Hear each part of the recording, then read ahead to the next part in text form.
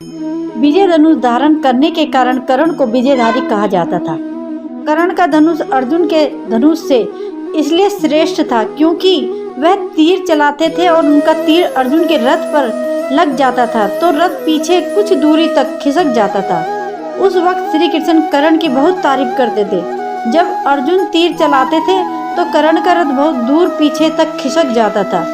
अर्जुन ने श्री कृष्ण से पूछा कि मेरे तीर से कर्ण का रथ बहुत दूर तक चला जाता है, जबकि उसके तीर से मेरा रथ कुछ कदम ही जाता है, फिर भी आप मेरी नहीं उस कर्ण की क्यों तारीफ करते हो?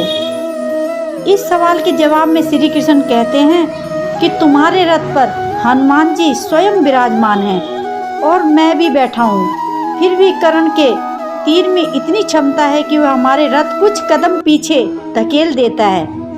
सोचो यदि हनुमान जी और मैं इस रथ से उतर जाएं तो क्या होगा?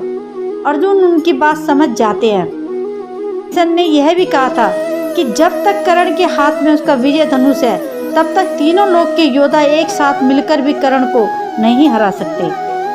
कर्ण के धनुष में ऐसी खूबियां थी जो अर्जुन के गांडीव धनुष में भी नहीं थी। विजय एक ऐसा धनुष था कि किसी भी प्रकार अस्त्र या शस्त्र से खंडित नहीं हो सकता था। इससे तीर छूटते ही भयानक ध्वनि उत्पन्न होती थी। कहते हैं कि कर्ण का विजय धनुष मंत्रों से इस प्रकार आमंत्रित था कि वह जिस भी योद्धा के हाथ में होता था उस योद्धा के चारों तरफ अवैध घेरा बना देता था, जिससे भगवान शिव का पाशुपत अस्त्र भी नहीं भेज सकता था।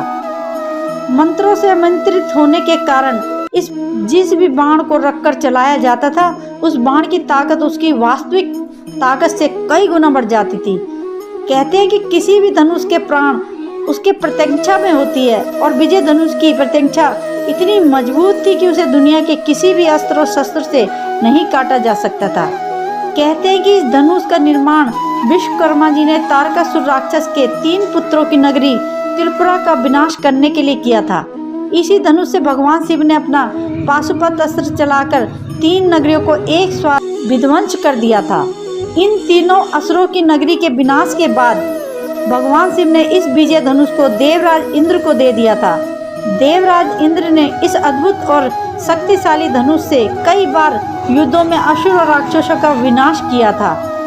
बाद में परशुराम जी ने हैवंशी क्षत्रियों के विनाश के लिए भगवान शंकर की तपस्या कर उनसे वह धनुष मांगा था, तो शंकर भगवान ने उस धनुष को इंद्र से लेकर परशुराम को दे दिया था। फिर जब कर्ण ने झूठ बोलकर भगवान परशुराम के यहाँ धनुर्विद्या और ब्रह्मास्त्र चलाने की शिक्षा ली, जब परशुराम को उन्होंने कहा कि जब वक्त पड़ेगा तब तू ये विद्या भूल जाएगा, परशुराम को दया आई तो उन्होंने ये विजय धनुष देकर आशीर्वाद भी दिया कि तुम्हारी अमिट प्रसिद्धि होगी। दोस्तों, अगर वीडियो पसंद आई तो वीडियो को लाइक करें, हमारे चैनल को सब्सक्राइब करें, शेयर करें।